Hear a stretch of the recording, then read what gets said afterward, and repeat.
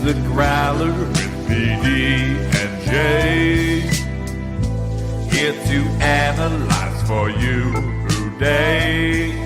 From Growler Bet to Jay's got stats. We hope you enjoyed this episode of the Growler Podcast. All right. Welcome into the latest edition of PD&Jay. Pauliner Jr., Jay Morrison, here with you on a Tuesday night live, if you will, Jay, as we're going on trade deadline day for the Bengals. It came, it went. A thing happened. It did. An actual thing happened. Usually we just sit around here and it's very much reminiscent of Marco Wilson Tuesday if we're out here live, just kind of making things up as we go, wondering what other teams are doing, what that impact's going to be. We're still kind of doing that, but one thing actually did happen with the Bengals today, so we'll get to talk about that on the show. If a sports writer is sleeping and a thing happens, did it really happen? I slept right through the Logan Wilson thing. I woke up at 8:45. I was like, wait, 90 minutes ago they made a trade? Well, hopefully James is on that. So I blew right through it. Had a good night's sleep, though. I was gonna say 8:45, but you're living the good life. I'm jealous. You empty nesters are out here. Yeah. You just your work is done. Meanwhile, I had a child on top of me holding my phone, doing something on it, and all of a sudden I get a message come through, and I'm sitting here, and my wife is like, Rosie, you need to give the phone to Daddy. He needs to go work now. And I was like, oh, here we go. So regardless, Logan Wilson to the Cowboys. We are going to talk about that. Trey Hendrickson, still a Bengal. We're going to talk about that. We are going to have the Camargo insurance run, pass, or boot for you. We've got Growler Bets. Jay's got stats. You're going to hear all about. I'm sure there's going to be something historical. I don't know what team from the 1930s is going to get recognized today, but I can't wait. Is there a Dayton Triangles reference, Jay? No, there's not. This is a stat that only goes back to 2007, but that's still 19 seasons we're working with, and it's pretty remarkable. It is. I look forward to finding out just how ugly those stats are. We've got all that stuff, ARBIES, trivia, you name it, plenty to get to. So we will get to all of that here first. Before we do, though, I want to remind all of you, if you're watching, first of all, thanks to everybody for dropping in that's watching live here on YouTube or on X. If you have any questions that you want us to try to get to, we might take some time out here later in the show to take a few of your questions. If you have something you want us to touch on, we will try to keep an eye on those and get to that when we can a little bit later. No guarantees, and we will do our best. There's a lot to talk about tonight, so we're going to try to, hopefully we'll answer a lot of your questions as we go through it. But before that, I want to make sure everybody knows, look, we have our next live event is coming up on Sunday during the 1 o'clock window at BetMGM. They have this awesome VIP room in the back. If you listen, watch the show regularly, you've heard me talk about it. There's big TVs everywhere, couches, tables, your own bar, food area to set up. Like, it's just awesome back there. It's a cool place to have a little small, intimate gathering, party for people. We're doing that for the 1 o'clock window on Sunday. We have all the things that we do at our live shows, which exclusive parlay boosts we're going to have, which I'm loving now after the Jets sell-off. I had a Browns and an under and a Quinshon Judkins touchdown as the exclusive boost for this weekend. So you can take advantage of the Jets sell-off and get an extra juice on that parlay. We'll be giving away tickets to Bengals Patriots at that game, and you'll hang out with us. It'll be me, it'll be Jay, it'll be Charlie, it'll be Mark. We're just gonna be hanging out there watching the games. No mics, no on the record, just us kicking it, hanging out with anybody who wants to come. If you want to come, hit us up, TheGrowlerPodcast @gmail.com. Let us know if you want to come, how many people in your party, and we will put you on the list. It's filling up fast, so if you want to get in, I recommend getting in now. It is spots are definitely limited, but if there's still room to get in, if you want to, so hit us up with that email. I was just going to ask if we were sold out yet, but I guess we're not. So yeah, get the request in because everybody wants to hang out with us. I mean, I think so. I look, they certainly do when we're giving stuff away and we're Yeah, just true. having a cool party, I think is what it's going to be. So I look forward to that. Let's on that note, let's hop in here and talk a little bit about today's news, and that is I guess the biggest news depends on how you view it. If you really wanted to see something major happen today, that was the news. That it didn't. It shouldn't be surprising. I don't think that the Bengals have necessarily changed their stripes that much, but we'll get to that in a second. Logan Wilson to Dallas, 7th-round pick, which is technically the Giants' 7th-round pick that the Bengals get back in return. Dallas will take on what amounts to 2.9 mil this year. The Bengals still have a $4 million dead cap in 2026 that they'll have to take on with Logan Wilson. Now, with that, they were going to be taking it on anyway. I mean, they knew it was over. They were going to be moving on from Logan after this year. His contract is much bigger. He's still signed for 2 more years. None of that is guaranteed for Dallas, so they kind of essentially have a team option on that one where they can say, hey, we're going to stick with him or we're not. He has a chance to play his way into that money, which is what this was always about for Logan. Go prove you can still play, go make an impact on another place. And so that they want to give you that contract, or else they could let him go after this year. What did you make of the deal besides once you woke up, Jay? Yeah. What did you make of the Logan Wilson deal? Yeah, I hesitate to say this because it sounds bad, and it's not a reflection of Logan, but I think you kind of pointed it out too. It's addition by subtraction, and it's not that Logan's a terrific person. He's a great leader. He had value in that room, but number one, addition by subtraction, just with the salary end of it, and they get to clear some money off the books and that. But then, just what you had mentioned too, where you're wanting these young linebackers to step up into that leadership role, and Logan wasn't doing anything to impede them other than just being present.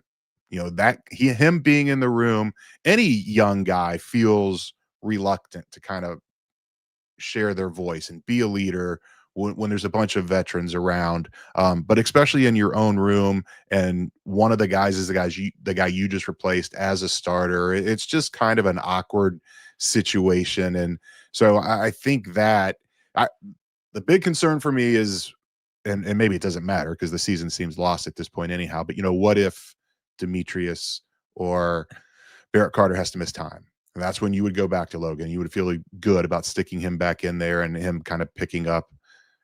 Now, if something happens, it's Oren Burks. Oren Burks did not play that well on Sunday.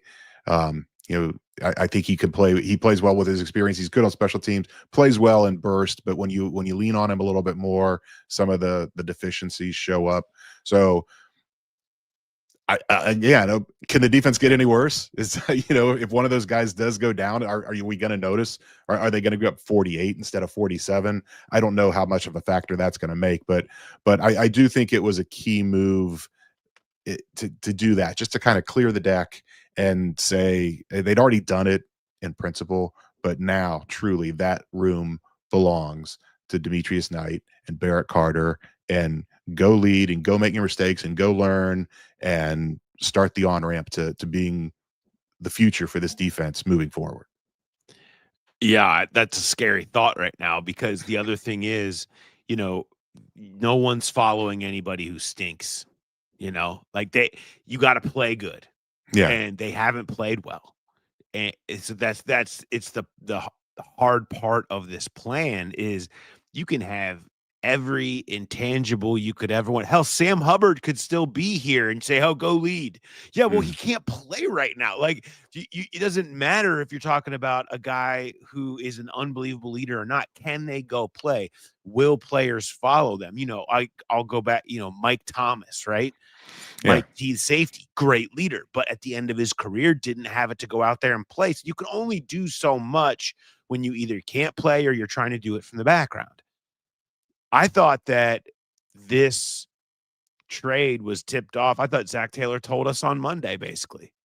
the day before this thing happened in his press conference when he told the story of Sam Hubbard. He was talking about Sam and said, going back to the time when Sam was a young player and essentially when Carlos Dunlap and Geno Atkins were there, Sam was doing all the right things. He was about the right stuff. You could see all of these leadership qualities in him, but he was a smart, conscientious guy who knew how to read the room, and it wasn't his place to try to assert himself as trying to be the centerpiece of anything. He felt like he was always conceding to those older guys in the room. And Zach's telling us the story on Monday. And it was because this was the one last thing that had to happen to make Barrett Carter and Demetrius Knight feel like, look, it's yours. And we talked to Barrett about it today. And Barrett tells this great story. Maybe a lot of you have seen this. I think it's made the rounds on socials. But, about the day he got drafted, the literal first text he received was from Logan Wilson. It came in before any friends or family, or he mentioned random people. I maybe want to know how many random people were texting him like, hey, tell me more about that. But it was the first thing he got, and that he had been in his corner and as supportive as it got the entire time, even with the benching. I remember Logan and Barrett talking about that. He was the first one to be over there on his side and saying, hey, this isn't going to affect us. I'm still here for you. I want to help you. And, today when Logan got the news, he was in the building and talked to Barrett, and there was you could tell it was really like Logan's impact on Barrett was really big for somebody who, for only, however many months we're at now, 6 months since he was drafted. So like that matters, but so he's not going to be the type to be like, I'm just going to talk over Logan and act like he doesn't have a C on his chest. There's too much respect there. So that part I get. The only thing that matters, though, is none of that stuff, the intangibles in Barrett or Demetrius, who's less interested in being a leader, talking to him, it sounds like right now. He said he wants to just kind of continue just absorbing from others and being a fly on the wall, which I get it. He's like, it goes back to the you need to play better stuff. None of that will matter if they can't start playing better. That's the thing, because otherwise they're gonna fall out of this league. If the rest of the season at linebacker for these two looks like it has looked thus far, I mean, you can't bring those guys back and say run it back. Like it has to get better for any of this stuff to matter. So it's part of why this is all very desperate and problematic in the first place. Yeah, it is. And maybe the other move that didn't happen today, Trey sticks around. If he comes back and is playing like Trey Hendrickson, there's just a ripple effect there where you get more from the D-line, and that just naturally makes the linebackers a little bit better. Just seeing it and doing it. I mean, how many times has Zach talked about, he always used to say they don't make the same mistake twice, and then he kind of changed that. He said, there are going to be mistakes that they make 2 or 3 times, but they're going to get it out of them, and it is a learning process. I don't think these guys are bust. I really do think that there's potential there. It's a lot to ask. You put 2 young rookies like that on a really good defense, they're still going to get exposed. You put those guys in on this defense, which is terrible, they really don't have a shot. And so it's the only way to go. Put them in there and let them learn on the fly. Let the game kind of slow down for them. I don't know that they're going to play a whole lot better the rest of this year, just because I don't think the pieces are around them to allow that to happen. But I do think when you study them individually and you can look at are the missed tackles, are the bad angles, are the missteps, that are those kind of like little micro elements, are those getting better? But I still think we're going to be talking about the gaffes of this defense for weeks to come. Yeah, I mean, I think you're probably right about that. Those, I was talking to Barrett a little bit today about specifically, the things I was talking about in terms of respect for others, and he was talking about that. I mentioned it being overwhelming. Like, you're in your rookie year, you're a 4th round pick, and you're trying to figure out how to play at this level. It's not going well, so you're dealing with that and blowback and taking on failure and all the conversations I'm sure that are very tough happening behind closed doors.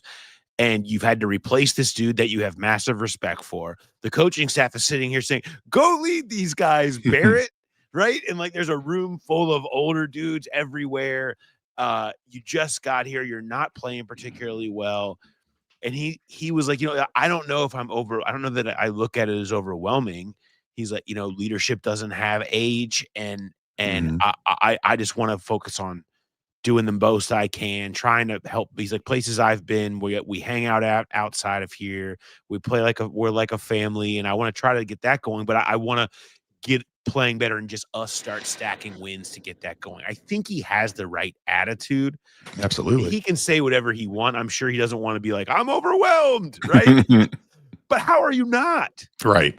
How are you not overwhelmed? This is crazy. This is such a young kid, and it's so much on his plate. And, Demetrius Knight, too, who not playing well is only making this exponentially harder.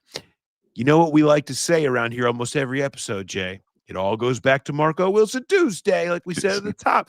The biggest problem I have with everything that went wrong, the Logan Wilson experiment, is at the center core. There's a lot of things in there. There's a bunch in that little core there, the core of suck, if you will. There's a lot in there. But at the core of it is this entire Logan Wilson thing that went down. One, it's fine to bet on Logan Wilson regaining himself after the injury last year and hoping that he can be that guy. I don't necessarily have a problem with that. To do it without a real insurance policy was a problem. There needed to be a true starting level veteran brought in to play next to Logan immediately. Oren Burks is fine, okay, for a reserve role. That wouldn't have been the spot for him to me.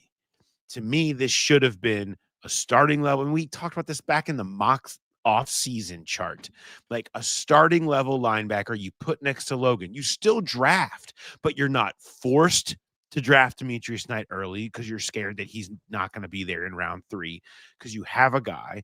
You could then have a young guy come in behind him, and maybe you do have to play the young guy. Maybe he plays over Logan, but you're at least – if Logan works out and the veteran works out, good. You have rookies behind them that can work in when it comes about naturally, and you're not sacrificing this year. But if things go like they went with Logan and it's not happening, then you get the rookie there, and he's not having to play next to another rookie, and you're also maybe able to do something different with that 2nd round pick because you're not forced to take Knight right then. Maybe you still get him in the 3rd round, or you lean on Carter in the 3rd round. Whatever it is, like the ripple effect of that week and that Tuesday, Monday, not getting a starting level linebacker, a tier above Oren. It had such an impact on this season, and the worst case scenario happened where Logan wasn't good. They had to go full on this young plan, and now it's just a bunch of rookies out there making mistakes everywhere. Yeah, I mean, they thought that Oren could be in that role, even though he hadn't proved it. He played well in the playoffs. It was like they were looking at one playoff game equal to 8 or 9 regular season games. There was a reason that he didn't play in the regular. Yeah, he was on a great team, but he's not that kind of guy. And it was just kind of a flyer. I mean, they were hoping he could be one of those kind of guys, and he's clearly not. And there's so much. It's not just linebacker. It's the defensive tackle, safety, all levels of that defense needed upgraded, and they didn't do it. And that's, you're right. It goes back to Marco Wilson Tuesday when on the free agency started, and they should have been active, and they weren't. And so much of it looks like Monday morning quarterbacking, but it's not. I mean, everybody's been sounding the alarm bells since March. You saw this coming. Well, most people saw it coming. Obviously, the Bengals front office did not see it coming. And it's just, I get where the frustration is with the fans. It's one thing if you have a bunch of injuries and things just kind of go south. And I know you had the Burrow injury, but I mean, Joe Flacco is putting up the same type of numbers Joe Burrow would be. that's not what's happened on defense. It was poor planning and poor execution, and it's biting them. And it's not anything that they could not have foreseen coming. And I think that is the real maddening part. And it's, you bring these two young guys in, and you want to see them be on their way to being something, but you're not preparing them for success. You're setting them up to fail.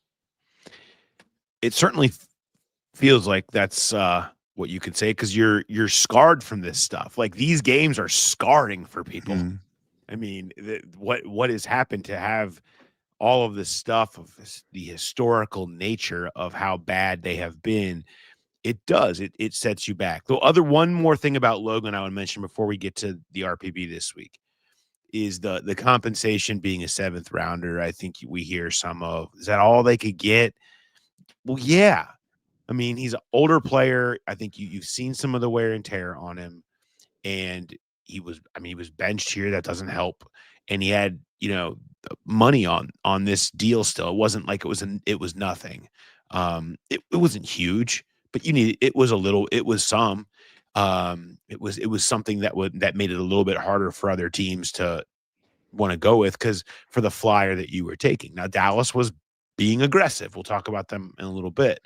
And so they were willing, we'll take on the money, $3 million, whatever. It's worth it we're so down. Poor Logan. Like, I'm sure Logan's happy to get a fresh start, but he just goes from the only team that's even been near the Bengals level in terms of an awful defense this year. But now he gets to make moves behind Quinn and Williams, with the Cowboys over here making moves. So maybe he'll like that. I saw a tweet. I don't know if it was you or if it was a follower, but somebody said congratulations to Logan on going from the Titanic to the Hindenburg. Yes, that was our good friend Mo Egger, who you'll hear from. Okay. You'll hear from tomorrow. Mo and I will sit down tomorrow and do what we like to do sometimes, where we just set down one topic at the front and say, let's see where this goes. That's the plan. That's my current rundown plan for tomorrow with Mo. Is just, I'm going to have one line at the beginning, and I'm going to have a half hour set aside. Do you think Logan's calf injury will be healed by the time he lands in Dallas? I feel like he just needed it. Just, it's amazing. You get on the plane and like the blood flows a little different. And sometimes things just work themselves out. I don't know what it is about that. It's like, I really feel like, Sauce's concussion is just going to kind of clear right up on as he gets his way to Indianapolis. It's amazing how that stuff happens. All right, let's do this though. Let's move on over and do. Shall we, Jay? Yes, let's do it. I like that. Okay. It is, who this guy is. This is our guy, Josh from Camargo Insurance. Been a listener forever, and he is the judge and jury of your run, pass, or boot questions. You send them in. He picks which ones are the best and gives them to us, and we will read them. If you have run, pass, or boot suggestions, submissions, send them to Josh at CamargoInsurance.com. When you work with Josh at Camargo, it's a true concierge experience. No fluff, no run around, just one-on-one help from somebody who gets it. He's not your average agent. He is a certified insurance and risk professional who helps businesses their owners protect what they've built. And then you plan for what's next. And if you own a small business, reach out to Josh. He can assure you peace of mind that you got the best coverage available. You just want to know that it's right. You can know that it's right with him. And so he's such a good dude, too. He loves giving back to the Growl Pals. He is giving away 2 tickets to Bengals Ravens at Paycor Stadium in December. All you got to do is just request the free no obligation quote. No policy purchase is necessary. Enter to win. You're entered for a chance to win seats, and also make sure that you have coverage that actually makes sense. There's a link to enter. Will be in the show notes on YouTube, or you just go to TheGrowlerPodcast.com and you'll see it right there. Hit the button and put that in, and you will be in to win tickets to Bengals and Ravens. So if you're ready for insurance, it's simple, personal, handled by someone who's a trusted Growl Pal. Reach out to Josh at Camargo, judge and jury of RPB. Send those into Josh at CamargoInsurance.com. This week's winner, John B., wants to know, What will be higher for Logan Wilson? What number will be higher for Logan Wilson the rest of this season? Starts in Dallas, non-starts, or tackles for loss? Will Logan be impactful in Dallas? I think is kind of the question here. What do you got, Jay? It's a good question because they just don't. The Bengals never really kind of used him that as a a guy that was in the backfield a lot, blitzing, sacks, tackles for loss, whatever it may be. So I don't know how Dallas is going to use him. I think I have to run with starts. I mean, they traded for him for a reason. And that defense is terrible, and I think they're going to stick him right in there, and he's going to be a big part of the middle of that defense. So Dallas's bye week is this week as well. So I was thinking of that was one of the first things I thought about. I was like, oh, Jesus, Logan going to lose his bye week. But no, the Cowboys have not had their bye week yet. So he'll get his bye week. That means they still have 8 games to go. I think 7-8 starts is reasonable to expect. I can't see him getting 7 tackles for loss. And obviously, if I'm going 7 or 8 starts, that's only 0 or 1 non-starts. So I'll run with starts. I'll pass on tackles for loss, and I'll boot non-starts. Okay. Yeah. I don't know. I don't know enough about the ins and outs of how Dallas plans on using Logan, other than they just desperately need anyone. And you're right. They made this trade for a reason. So I'll say, I think he could get some tackles for loss. If you're playing half of a season, can you get 1 a game, even if he starts every game? Maybe, right? So let me run with tackles for loss, and I will pass on starts, and I will boot non-starts, and say that he'll have an impact, but there will be some games that he's not out there as well. I just looked it up. Sorry, Logan's career high is 5 tackles for a loss. He did that in 2023 and 2021. He had 0 this year. Man, maybe they use him differently. Maybe he finds a way. Maybe he finds a way. I don't know. I still feel like he's going to make some kind of an impact there, and I don't know how high his starts number will be. So we'll revisit. Don't worry, we'll revisit this. All right. If you want to win Bengals Ravens tickets, the giveaway form is at our website. Go to TheGrowlerPodcast.com. It just takes 2 minutes. Get your no obligation quote. You don't have to buy anything, and then you have a chance to win tickets to Bengals Ravens, which you want to go to. I think. I don't know. You might not, but I think a lot of people do. Like we said, we're not out here like investigating what you do after we give you the tickets. If you just want to sell them, you can do that. But I think go see him play. You want to see Lamar huge live. Game. It could be a huge game in the AFC North race, Jay. It could be. Yeah. Maybe not. I mean, Lamar's one of those players you want to see live. Whether you're rooting for him or against him, you want to be able to say at the end of that guy's career, I saw him live. So yeah, hang on to the tickets if you win them. I agree. All right, Jay. Let's get into the non-deal aspect of this. So Trey Hendrickson, who we spoke with on Monday, we hadn't really talked to Trey in a while. He had kind of been quiet. I don't think he was real interested in saying much. He had been dealing with this back hip, my neck and my back. I don't, like something. Careful. I know. Well, it was. It's listed as a hip on the injury report, and then it was aggravated when he got hit in the back against the Jets. A hit he is not super thrilled about. Was pretty vocal about thinking that was a cheap shot. He's with you, Jay. I was like, I don't know, cheap shot. Yeah, Trey thinks it was absolutely a cheap shot. No fine. The NFL did not fine John Simpson. Flag. So the league agreed with me. You have Trey on your side. The league's not going to protect me in an alley, but that's okay. It's fine. I think we're all good on this. The bottom line, though, was Trey sort of said, I'm not here trying to make any predictions. I don't have expectations. My days of expecting things are over. I know as well as anybody that I've tried a bunch of different methods here, and the only deal that gets done is the one that they approve. So, he sounds very I felt like he sounded kind of resigned, like he wasn't sitting here thinking that he was going to be dealt on Tuesday. And anybody that has read what I have written around here knows that uh, I was certainly under the impression from people that I know that he was not going to be dealt.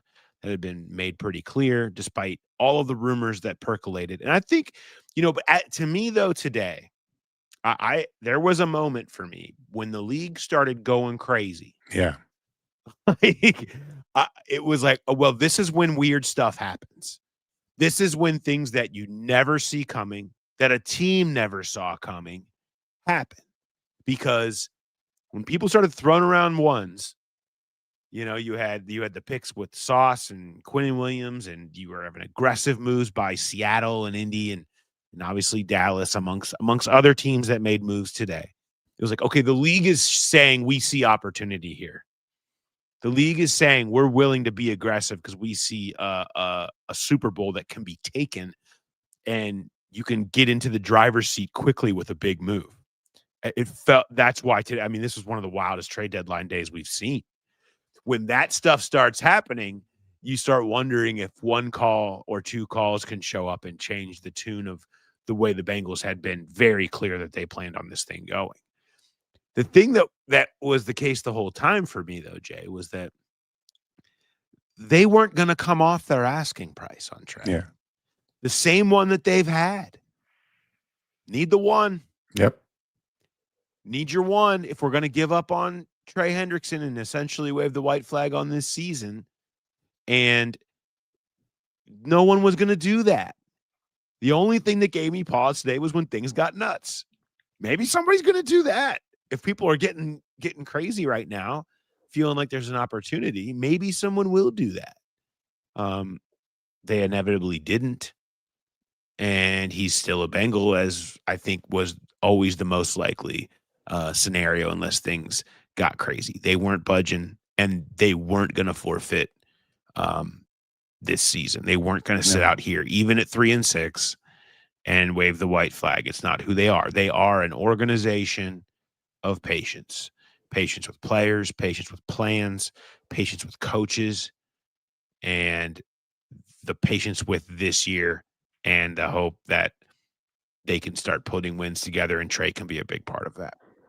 Yeah, for those reasons that you just said there at the end, I thought even if they did get offered a one, it would seem like a no-brainer to take it, but I think they would have a hard time accepting that and trading Trey even for a one because of those reasons. They just aren't going to wave the white flag. And you think about it too, where who is it? If it's a team that thinks they've got a chance to make a run at a Super Bowl and you're getting a one, well, then you're talking number 32, number 31, number 30, something in that range. Not that far off from a two. But I'd be stunned if no one was willing to give him a one in the offseason when you're going to get 17 games of Trey, a healthy Trey. And now he's hurt, and some teams have 8 games left, some teams have 9. So even when things started going crazy, I didn't really expect anybody to offer a one. I still stayed very much glued to screens and everything until 4:00, just in case something else did happen. But it never, even when things were going crazy, it never really felt like that they were going to move Trey. Didn't think anyone was going to give him a one. And I had doubts whether they would even have accepted a one, because it's just not in them to not tank a season, but to just kind of punt on a season.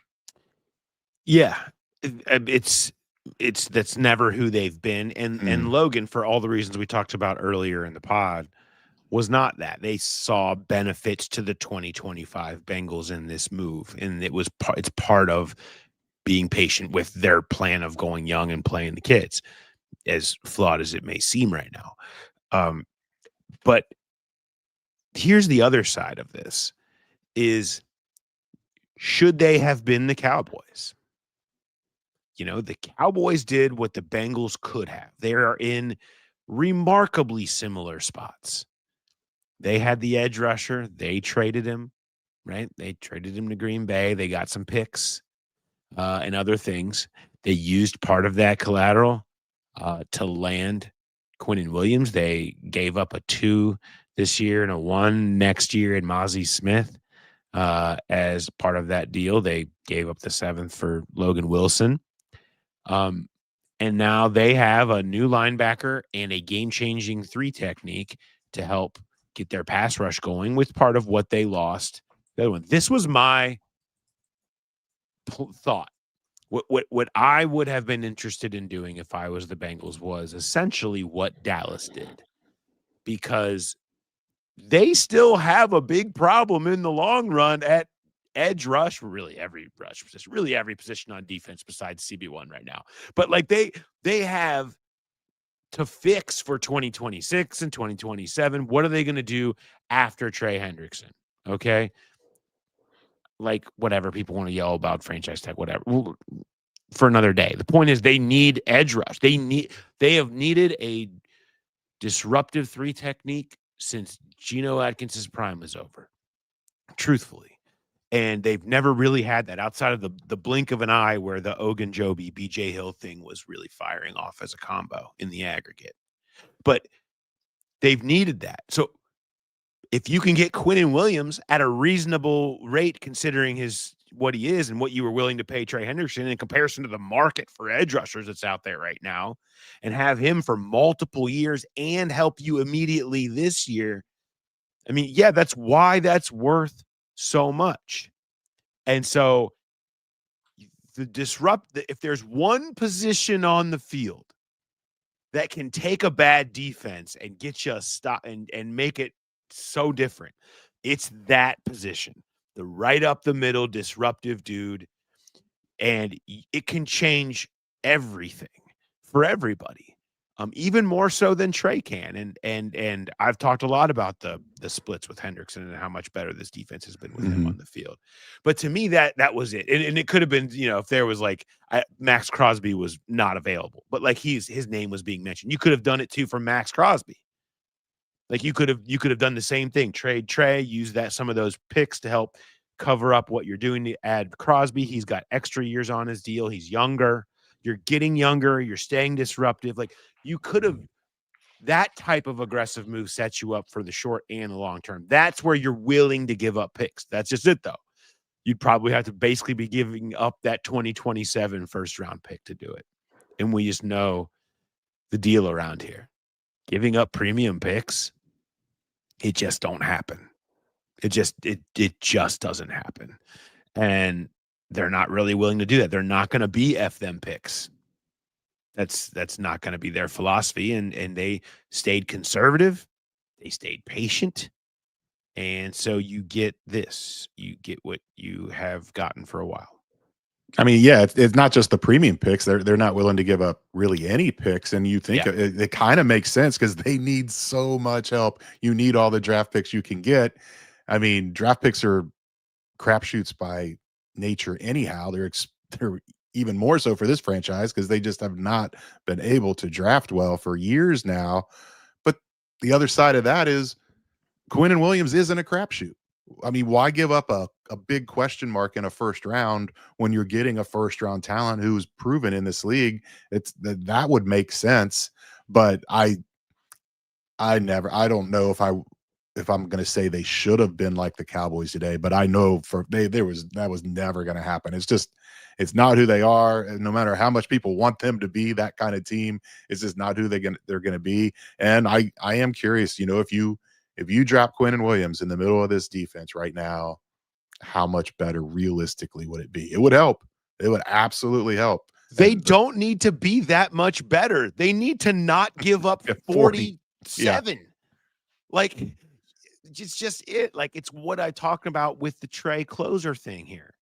I mean, they don't need to be anything great to be currently 5-4 and in the middle of all of this. They needed their closer to get a sack each of the last 2 weeks when he knew the other team was dropping back trying to win a game. That's all it would have taken was the one play that Trey Hendrickson seems to always make. It's the one thing he does better than almost anybody on earth is close out games and get those game clinching sacks. That's what they've needed the last 2 weeks. And I feel like I've made this rant many times now, but like that's where it's at. Mhm. It's the fix on where they're. I mean, when we're comparing with the triangles and the 66 Giants and like you're not going to get to any level of like you're still going to have to win by scoring 1,000,000 points. But can you close it out when you do score 1,000,000 points? I mean, since Joe Flacco has arrived, they have the number 1 offense in football in 4 games and have 1 win to show for it. And it's like you have the number 1 offense in football. You just need to be able to close some games. So, yes, if you bring in a Quinnen Williams or a Trey Hendrickson right now, bring Trey back, I think you can win games. The problem is for this disaster show of a defense is that not only are you terrible, but let's count them. Aaron Rodgers, Drake May, Lamar Jackson, Josh Allen, Lamar Jackson. Enjoy that. I mean, if Justin Fields and Caleb Williams are out here tearing you up, to the tune of 47 and 39, what are those dudes about to do to you? So, you may need 50 to make it happen, but you certainly need somebody who can get after the passer. It's all very dark and desperate, Jay. It's all very dark and desperate. You've just given me an idea. I want to look up what's the highest over under line, because the Bengals could be getting up in some upper to mid. The way that offense is playing, the way this defense is playing, there and the quarterbacks coming down the pike, there could be some really high numbers coming in the next few weeks. And then just going back to the Quinnen Williams thing, and they don't have to be that much better. You can almost kind of do the same thing we did with Logan Wilson. Yeah, the offense is playing great right now, but how many starts can you realistically expect from Joe Flacco the rest of the way? He's already got the shoulder. I mean, a few more hits. Where would you set that over under? Expected starts for Flacco out of the remaining 8. He does have the shoulder. He's done such a good job of getting rid of the ball and minimizing the amount of hits that he has to take. Granted, there's going to be some. He clearly has toughness to play if he at all can. I don't think it's impossible to think he can start the rest of them, but I for sure think that there will be a couple games of Jake Browning in our future. Yeah. I don't think I don't think it's realistic to think that Joe Flacco is going to get you all the way home. But he does do a good job of getting rid of it. The line has really stabilized. For the most part, the rookie guards have kind of settled in a little bit. They've all kind of just looked better as Flacco's been good at getting rid of the ball quicker, and just everything seems to be more in cohesion there. So I think they're minimizing some of the hits on them, but yeah, naturally, I think there's going to be some. So we just kind of blew through the idea of Joe Burrow coming back too.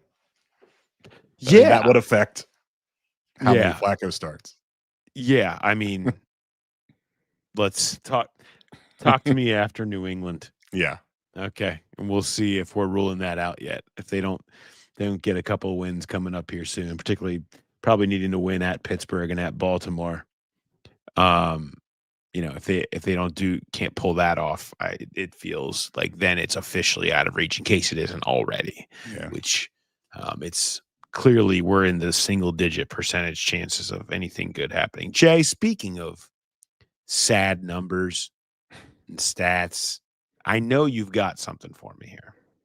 Yeah, so I tweeted this a little bit earlier today for those of you that do not follow me on X. I'll put it up on the screen. This is your missed tackle leaders through week 9. See if you can find the theme. Okay. Yeah, it's real hard to find the theme, Jay. I can't. I'm really having a hard time figuring out what you're going for here. What are you trying to drive home? It's remarkable, and there's numbers within the numbers here. So, Jordan Battle leading the league with 15. Everybody thought Geno was really bad last year. Geno Stone had 15 missed tackles all of last year. Jordan Battle has 15 in 9 games. Jordan Battle is on pace for 30 missed tackles. Sport Radar started keeping the missed tackle stat in 2007, the most anybody's had in that time. A guy, I don't even remember him. Valentino Blake of the Steelers had 29 missed tackles in 2015. So Jordan Battle is on pace to top that. The Bengals record is 21. Care to guess who that was by? Is it somebody on the current team? It is not. And it would not be a reach to come up with this guy's name. Nick Vigil? Yes. Yeah. 21 in 2019. The record for a team in since 2007, and I forgot to write down who it was. I want to say it was one of the Washington teams. The record in a season is 165. The Bengals are on pace for 208. They currently have they have a 34 missed tackle lead on the next worst team. Washington is a distant second. It's just crazy. The number that they have, the most missed tackles. They had 20. Sport Radar had them. You brought up on the walkout that Next Gen had them with 15 missed tackles for 133 extra yards. Sport Radar had the Bengals with 25 missed tackles on Sunday. The record since they've been doing this was Washington had 26 in a loss to New England in 2015, and 26 missed tackles, and they only gave up 27 points. The Bengals had 25 missed tackles, gave up 47 points. It's just the numbers are remarkable. I'm gonna have a bunch more of them in an article tomorrow morning. Oh, I mean, people are just clamoring for that, Jay. Just fire it out. Let's go. Get it out there now. Why wait till morning? Get it up now. People, I gotta watch action. We gotta watch OU Miami as soon as we wrap this up. Battle over the bricks is happening. I want to give respect to Barrett Carter all the way down there at tied for 9. He did that in half the amount of time as the other guys. Okay, let's give some respect.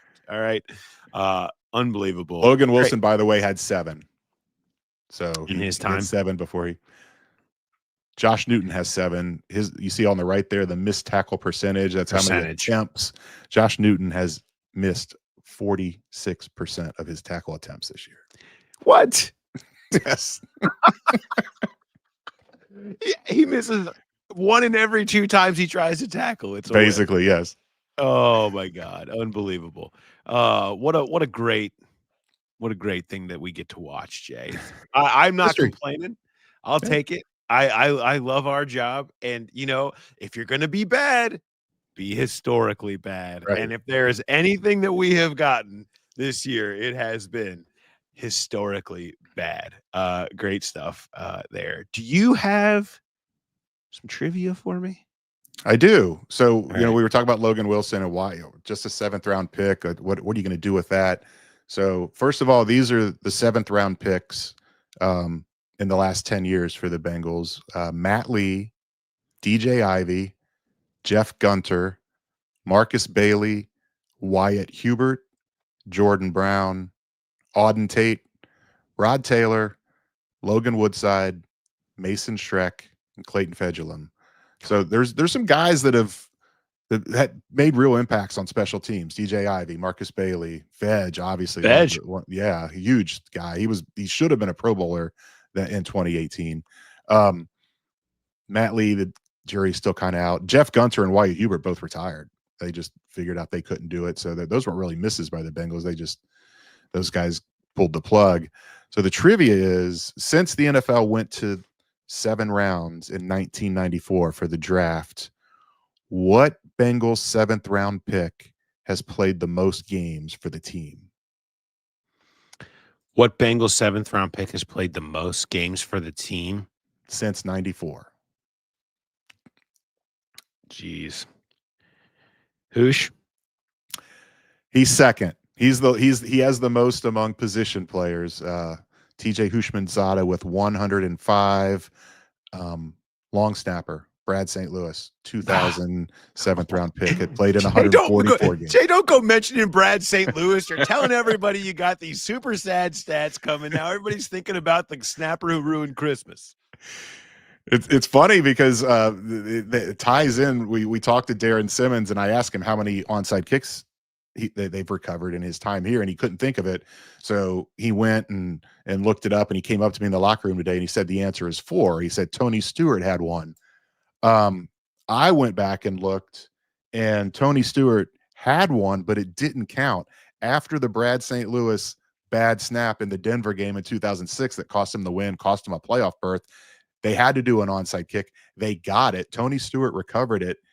They ruled he had lined up offsides, so it did not count. And then they had to kick off, or they had to try again, and it didn't work. But they had one that Simi had forgotten about. So they've had 4 onside kicks in his time here, which they never happen very often. They really don't happen that frequently now with the new rules. I'm glad you mentioned Darren Simmons because I wanted to talk about the K-ball thing. Yeah. So let's just drop this in here because it's really interesting. This is kind of a fascinating thing for the league to be looking at. So this year, for people that don't know, like you've been seeing all these really long field goals and stuff, it's because they're allowing you to have, there's a way bigger difference this year between the kicker ball and the normal ball. And so the reason they're getting more time to work on them and whatever. And so they're getting them. So these balls are perfect to kick and they're going forever. So you're seeing these 68-yard bombs or whatever. And, we've seen 2 of them, 2 68ers or 3 attempted, 1 made. The guy in Jacksonville made the one, Cam Little. And so they're very different. Well, so you can't, but it's at the referee's discretion when it's in a situation where the clock is running down or whatever, whether they allow you to sub in the new ball without restarting the play clock. And they don't want to have to restart the play clock for any reason, essentially. And so they tell you basically, no, you can't send it in there or not. This happened to Brian Callahan in Tennessee before halftime.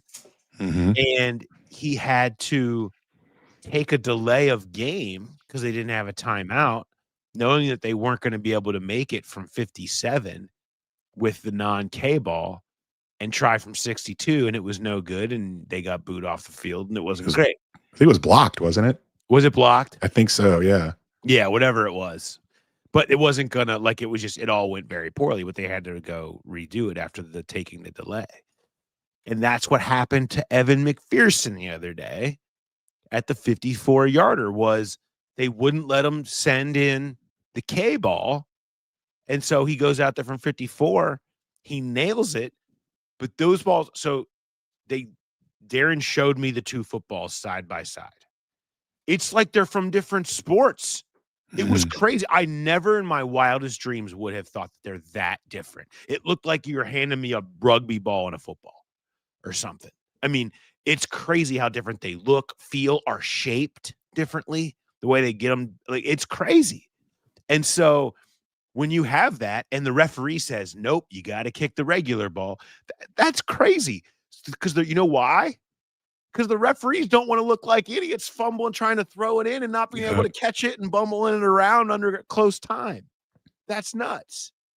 And so so the referees can't look dumb, but Evan McPherson has to look dumb, or a kicker has to look dumb, or a coach has to look dumb, because you can't just send the ball, run it out there. There was 20-some seconds left when they were having to make that call, and they decided to kick it. And they wouldn't let him get the ball in. I mean, the kids that run out and get the tees after kickoffs can get out and back in that amount of time. Run it out there. Yeah. Mo and I talked about this afternoon, and I think we solved it, Jay. I think the long snapper should be allowed to carry the K ball out like a running back when they run out. Like if you're sending, even in a Toro, everybody running on and off situation, the long snapper should be able to come out with a K ball, hand it to the official, and the official can take it and just get it out of bounds. So no one has to catch it, run that way, toss it out of bounds. Do we have to worry about the official not having a strong enough arm to get it to the sideline? You know, I just feel like they can get the old one out. The long snapper runs it in. They're the one snapping it anyway. That's what I'm saying. It's crazy. They got to talk about this in March at the owners' meetings. Yeah. Well, and because Darren was against it, the one thing that he did mention that you can only use a K ball for 3 games. So every time they use one, then the official will put his initials on the laces. So if the long snapper is running out there, the official still has to inspect the ball, which will take a little bit of time. It's not going to take as long as, throwing it and risking dropping it and everything, but they still have to inspect the ball. They get 60 balls before the season starts. They have 3 per game. They have 2 that they're going to use and one's an alternate. And you can only use a ball for 3 games. And you're right. It is crazy that the balls are exactly the same when they come off the line, but the way they work them, and now you've got all year to massage them into what you want them to be. And there's still limits. Like they sit down with the officials before the game, and the officials have to approve the balls. You can't just go crazy and fill them with helium or do other kind of stuff like that. So they still have to get approved. And I thought it was interesting too. I know this is going really deep. I don't know how many people care, but the reason they have an alternate that he brought up, he said, think about it. Charlie Jones returns that opening kick 99 or 98 yards for a touchdown. If he chucks that ball in the stands to celebrate, or he keeps it, he's like, oh, this is my first one, I'm going to keep it. I mean, that's a Browns ball. The Browns are the one kicking the ball. So if he takes off with that ball, well, then now the Browns are down to 2. So that's why you have the alternate, just in case something crazy happens to the ball. And I'm immediately thinking, that would be a great way. Every time you get a punt return, just chuck the ball in the stands, and then the team runs out of balls. I don't think there's a penalty for. You can get fined for throwing a ball in the stands, but yeah, I think you have to pay. I think there's a fine, or you pay for something. Yeah, but it's worth it. What's the cost of a win? Amazing. So yeah, tangent there with the K-ball stuff, but it's really fascinating. And but that is the fact that there's so much focus on not restarting the play clock being this huge deal, and them not wanting to look silly, having to catch it and set it down when it comes in from the side is crazy. That is bananas. But mostly that's such a huge deal because of this year now. There's such a big difference between these K-balls and the regular footballs. There you go. I don't think Zach should, because I know he's taken some heat because it was his indecision that led to they were going to go for it. And then he decides to run the field goal team out. I looked up when they ran the field goal guys out, it was 22 seconds. So the play clock had started. That's why they couldn't swap it, because he waited too long. Going for it on 4th and 13 versus kicking a 54-yard. That is literally a coin toss. There was 6:02 left in the game. You're down by 7. You make the field goal. You're down by 4. Then you're hoping for a stop, or at least holding them to a field goal. You get the ball back. That was not an obvious coaching decision. And so I get why, you've got to make that decision in a split second. And I just don't think that he deserves the heat for indecision there, because that was not a no-brainer. That was something that it really, like I said, a coin flip. You could have gone either way with what the right call was there. They had just completed a 3rd and 16 earlier in that drive, so 4th and 13 wasn't crazy to think about. But I do think the field goal was the right way to go. I shout out in the chat to Brooks. We want the K-ball picture ASAP. New episode. There was pretty strict instructions. We're not taking any pictures. It was asked. Yeah. I'll just say it was asked. But I don't think it'll be hard to find. That won't be long. I think this is becoming enough of a topic around the league that I don't think it's going to be long until you see more on it. In fact, it may or may not have been suggested into my Athletic NFL Slack as a story idea here for sometime in the near future. So maybe you'll be getting some deep dive. It's hard though, Jay. You want to suggest stories that you think are great, but you don't want to have to do them yourself. Yeah. So don't give yourself homework. I'm like, I like this as a story, but I feel like if I say I like it as a story, I'm definitely going to have to be the one digging all around the league on this K-ball situation that everyone's worried about. So try to stay out of creating too much work for myself. Not along in the chat. If you're with me on that one, we've all been in that at our jobs. Shout out again to everybody that is hopping in here.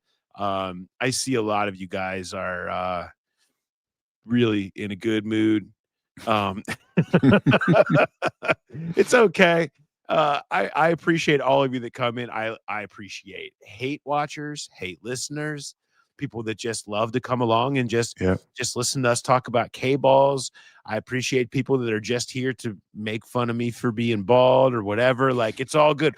Anybody that wants to watch or listen, we love you. Thank you for showing up and hanging out here.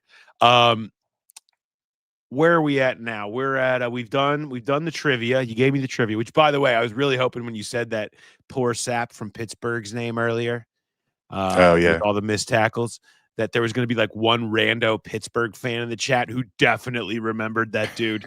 You know, it's like everybody has that guy on a team from 10 years ago who you'll never forget because he missed a million tackles.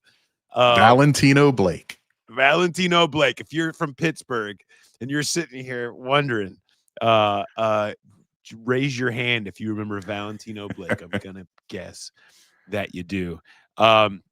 Okay, I do have Growler Bet results to get to here real quick. We've got to make sure we get to these, and I just want to point out, so our Growler Bet, which anybody who submits to the Growler Podcast at gmail.com and answer to our trivia question, if you win, you hit it, you will get free drinks on me at one of our next live events or shows.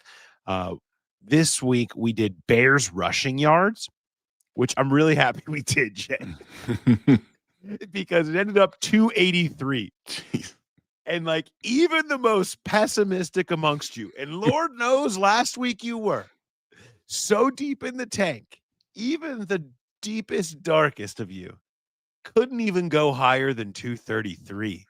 You couldn't even imagine that it would end up in the 280s. It's not going to cross 250 again. That can't happen. Even to these guys, it can't happen.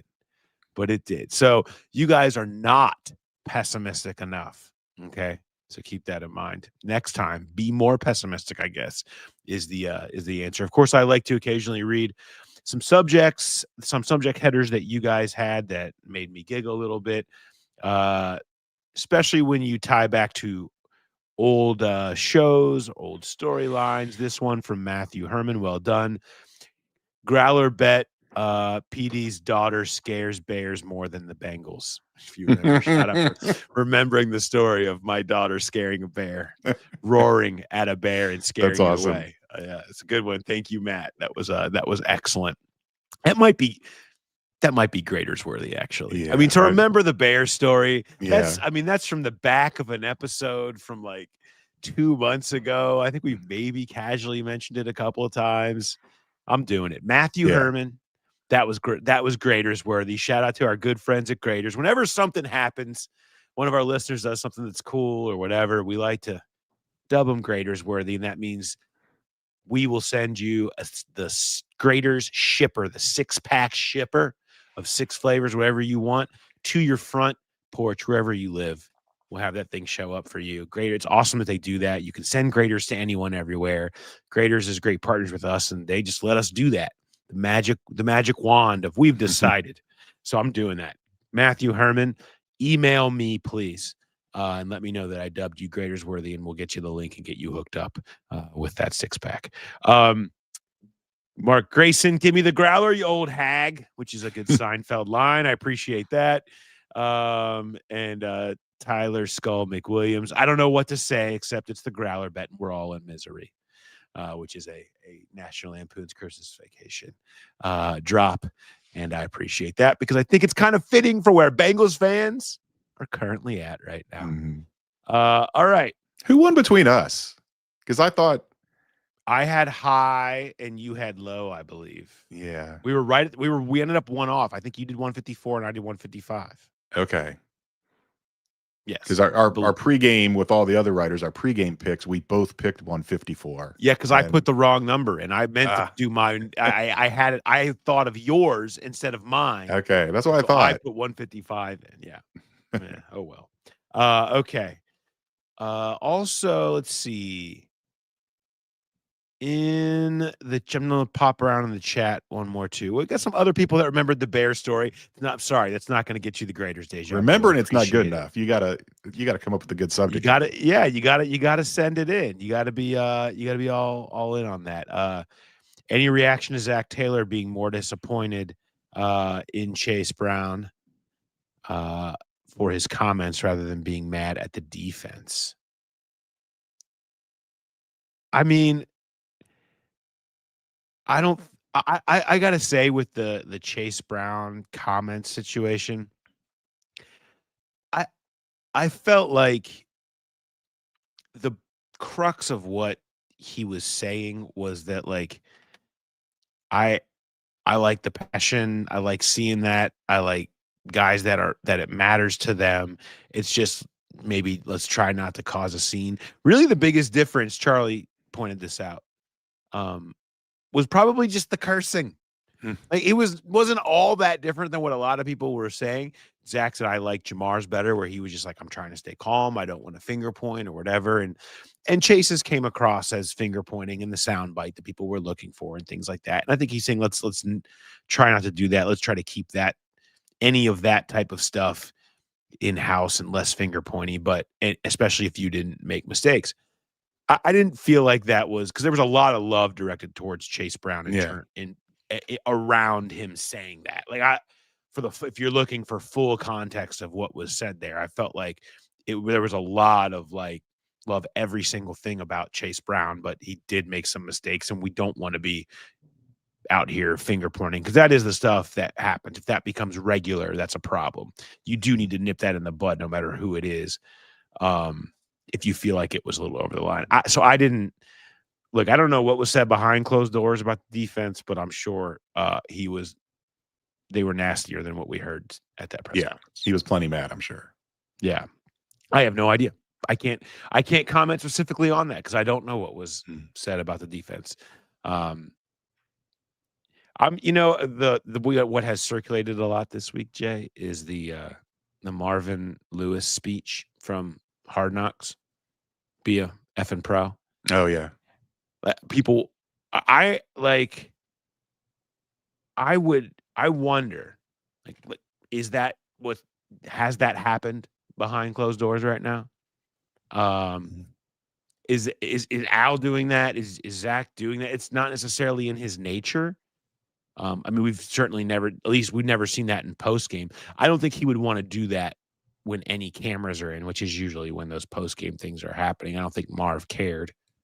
But I'm curious, like, if anything resembling like that would happen, because that's what people want, right? People want to know that it sounds like that sometimes.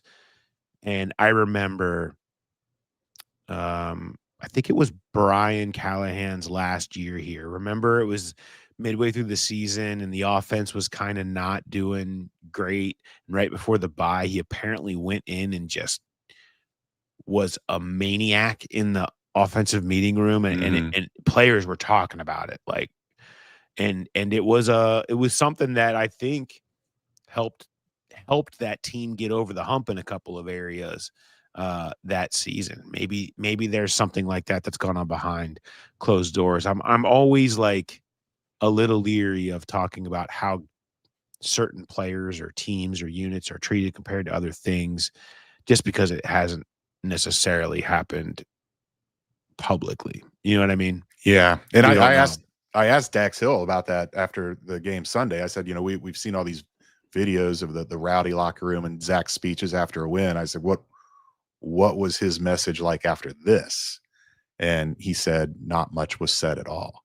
So if he had, blown a gasket and done one of those kind of things, I'm sure he would have been like, well, we're going to keep that in house. But he made it sound as though there was not much of a message at all. I think everybody was just shell shocked and ready to get out of there. Yep. Another question down here at the bottom from at Room War One, asking any truth behind what Florio said about Duke possibly being let go. Um, I'm going to talk more about this tomorrow with Mo. I'm going to kind of table that convo, and Mo and I will get into a little bit more of that side. I know we talked a lot about Duke Tobin last week. If you want to go back and listen to some of that, and I think some of that does change and get amped up after what happened on Sunday. But the whole let's just say if there's a lot of people on this earth that maybe would know something about what's going on in that situation, maybe the last one would be Mike Florio, to be honest. Like I don't think he has some sort of inroad connection to what Mike Brown is thinking right now in that regard, because that's the only place that would come from. But I'll just leave that there as a tease to tell you that Mo and I will talk about that a little bit more tomorrow. All right. Do you have some Arby's, Jay? I'm sure you got some Arby's. I do. So it goes back to last week. I'm going to be writing about it later this week. But so last Monday, Andre Yoshivas coming off the bad drops against the Jets, just a really rough game, and he had a rough stretch there, and he's one of the only ones in the locker room, and so he gets mobbed by reporters, and a lot of tough questions and about his confidence and his performance and all that, and he stood there and he answered them all. After it was over, Flacco wasn't listening in, but he saw what was going on, and after it was over, I kind of stuck around and talked to Andre, just asked a couple more questions about some stuff, and Flacco came over. He's like, "How you doing?"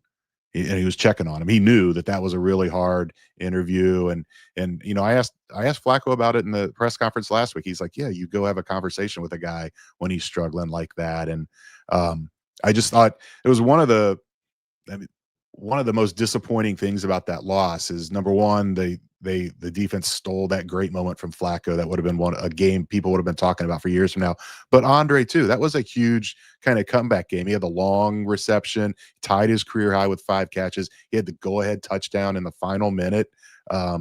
It would have been a really big moment for him, and it's just kind of lost as a footnote. But I do think it's substantial moving forward that he came through it on the other side, and that the coaches, we talked to Pitch about it today, talked to Zach about it, that stuck with him, that it'd be real easy to bench a guy that's got a drops problem, especially when they love everything about Mitch Tinsley too, and make that change. And they didn't. They stuck with Andre, and he kind of made it paid off. And so I thought that was a cool moment, seeing Flacco come over with the new teammate and just knowing that he just went through a really tough interview and just asking how he's doing.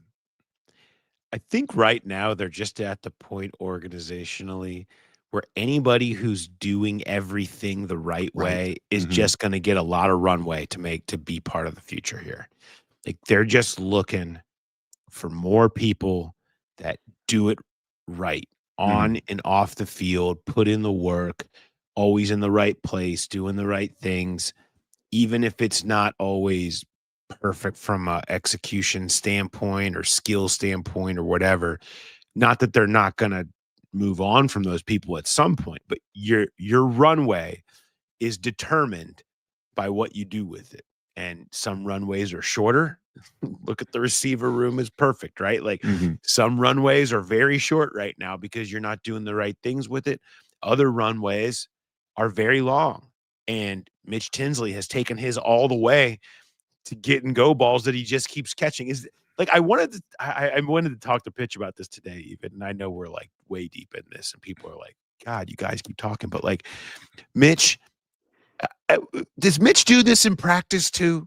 Where like every ball you throw to this dude, he just makes some wild contested catch, and it's like every single in preseason, in any opportunity, the few opportunities he's gotten here in the regular season, you just throw it up to him. He did it in camp. Goes and makes plays in camp too. Yeah, it was basically like a 4th and 20 Hail Mary. It was like the 2 days before the Washington preseason game. He boxed the guy out. Just an incredible play. Yeah, he does. I think he does do this in practice a lot. Why was that guy having a problem sticking around on teams? Like, no idea. Maybe this is just now all of a sudden who he is. Maybe something clicked. But like, again, like, talk about things that get overlooked because of what happened. Like they just threw a deep ball up the Tinsley. He just went and made another ridiculous play. Like Yep. I think you got to once a game now. Just throw it up to him. How could you not get it out there? So but I loved the Tinsley story, what the Yosavas redemption, a lot of that stuff. So much of it gets overlooked because of what's happening on the defensive side of the ball. Even think about how much we'd have been talking about K-balls before this. If only the defense hadn't dominated the storyline and been unable to get a stop. But here we are. Not the case. I do want to remind everybody, go back and rewatch. We did give some room to talk about the offense in between all of this defense and front office stuff. Charlie and I did rewatch on the nuances of Flacco's incredible game. We had Brad Cragthorpe showed up in the RNA marketing coach's office, we went through about 5 different plays with him, 5 of his favorite throws of Flacco's from that game. It was really insightful, great stuff. We talked about other offensive schemes, including the Chase Brown receiving evolution. 2024 Chase Brown is back, baby. All the way back. And so go back and check out rewatch. We'll have Who Dey Light coming up. Of course, I mentioned Mo and I tomorrow. We'll talk a little bit more about Duke Tobin and Mike Florio and all that type of stuff. So plenty still happening during the bye week here, and make sure you go and check out Sports Illustrated and The Athletic. Jay and I have stories up on trade deadlines and plenty of other things coming your way. So, and then hit us up if you want to come hang on Sunday. Yeah. We're going to be at the 1:00 window at BetMGM. So come on down there. Just email us, growlerpodcast@gmail.com. Let us know if you want to come on down, how many are coming with you, and we'll see you there. Get in soon, though, because it is filling up fast. So hopefully we'll see you down there. If you want to come hang out, let's do it. Let's get you some money. My boosts are hot. I'm just giving 2 in a row. Just giving. Did you see what Mark did on social, by the way? The AI that was of great. You and him getting piles of money dumped on you down at MGM. It was awesome. Stuff. Make sure you're following on social so you can catch Mark, who's just kind of just having some fun by him. I feel like he just gets bored and is just like, I got an idea. Here's a good one. Let's keep doing this stuff. You never know what you're going to see coming out of that account half the time. So he does love his AI. Yeah, absolutely.